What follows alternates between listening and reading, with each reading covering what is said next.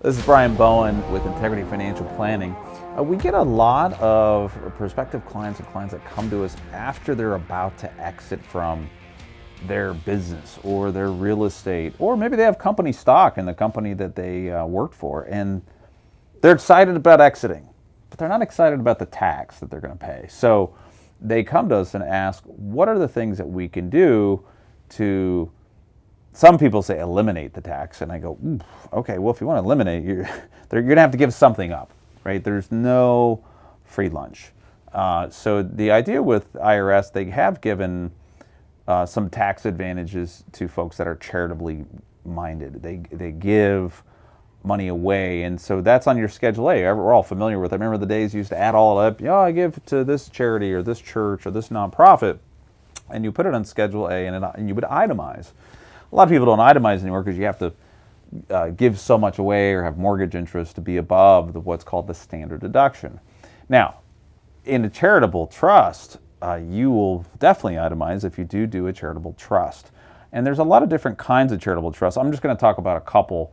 And one of them is a charitable remainder trust. And most tax attorneys, CPAs, have seen those before. A lot of them will say, well, I don't like it anymore. We only used to do the charitable trust back when the estate tax exemption was so low, and the average person worth $1 million or $2 million would have to pay a estate tax. And estate tax is at the death of the family, right, of the person. You will have to pay an additional tax, not income tax, but an estate tax at 40%. So a lot of tax strategists out there go, well, it doesn't make sense to do charitable trust, but it does in the sense when you look at how much money you may be paying. So for an example, you own real estate worth, $2 million, and it has a cost basis of $100,000. Well, that's a pretty large gain that you're going to pay tax on. So if you contributed,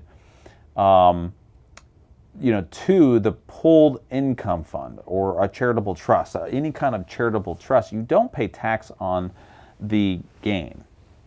And let's say that again. Don't pay tax on the gain. And the advantage of putting it into a charitable remainder trust or a pooled income fund is that the gain is eliminated, because what you're saying is at the end of your life or at the end of your beneficiaries, if you set it up that way, there's two ways you can set it up. So let's say you have 3 kids, you're married, you got 3 kids, and you want to pass it on, but you want your kids to receive income for the rest of their lives. Well, the idea is that they would, when they pass away, then the money goes to the charity, right? But you did not pay any tax on the capital gain. And so an example, what we used, there might be, if we're using a $1.9 million capital gain, that might be over $500,000 in capital gains tax in 1 year. That $500,000 is now reinvested, right? So if you think about that, and you earn, 7.2% over 20 years, there's $2 million that's now invested, now creating income at, let's say 5%. There's $100,000 of income that wasn't there before.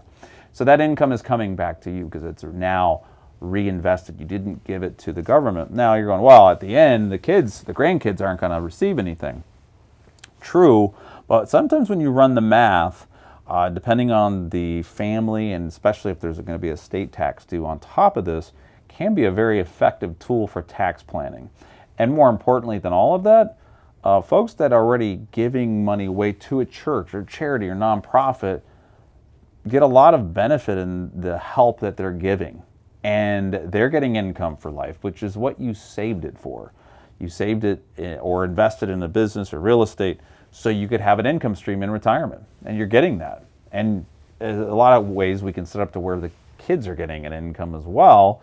And it's just, the idea is that you're taking an asset. Everybody is winning essentially, but the IRS is not, and the Virginia Department of Taxation or whatever the state that you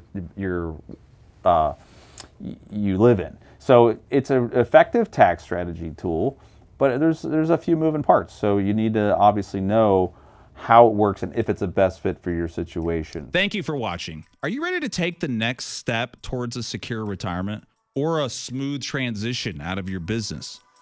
Dive deeper into planning your future by visiting our website, and you'll find the link right below in the description. You can also check out one of our other videos here on screen now to further increase your financial IQ.